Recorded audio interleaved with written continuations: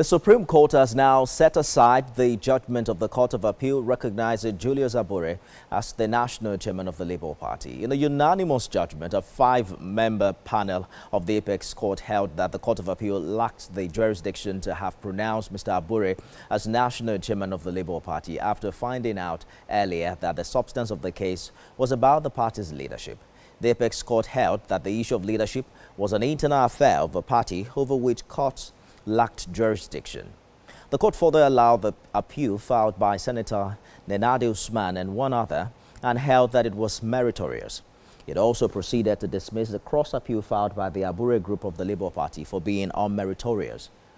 But in a swift reaction, the faction loyal to the disputed chairman has clarified that the Supreme Court's decision doesn't affect Mr. Abure's position as national chairman. The issue of who determines leadership of a political party is entirely within the domestic realm of a political party and not for the two lower courts to look at. So that is essentially what the Supreme Court did today. By necessary implication, Julius Abure, from our understanding of the judgment, ceases to be the national chairman of the party, having outlived his tenure under the party's constitution. I'm happy today that the Labour Party has come to stay. This is a people's party.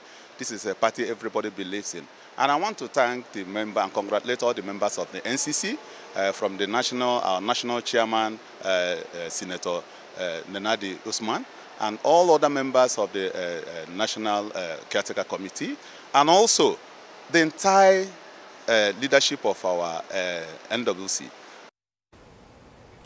Meanwhile, the leadership of the Labour Party has commended the judgment of the Supreme Court, saying it validates their earlier position that political matters are internal affairs of the party. Ademola Lawrence has more. Since after the 2023 general election, the Labour Party has been facing internal crisis, especially on the chairmanship of the party.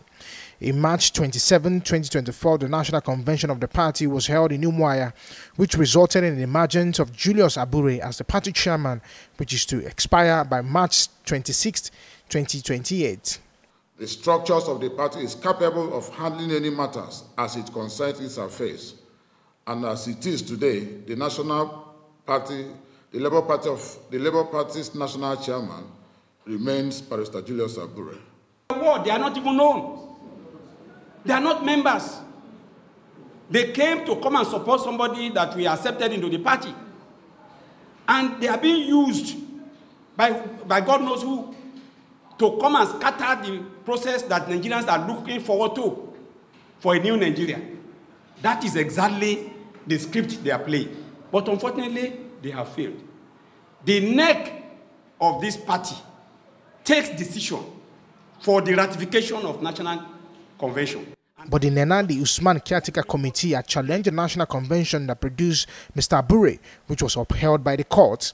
The Supreme Court notes that the lower court should have declined jurisdiction and shouldn't have made pronouncement on the leadership of a political party. The party stands, and the court has said that party supremacy must be maintained at all times. The party has said that there is an elected leadership of this party who have a tenure running from that March 27, 2024 until March 26, 2028. And that is where we are. That is where we stand. We are not shifting ground. It is those who are disgruntled that should come into the party, and they will be accommodated. The Apex Court in its decision emphasized the matters relating to party leadership are internal affairs over which the judiciary has no jurisdiction. Ademola Lawrence, TVC News, Abuja.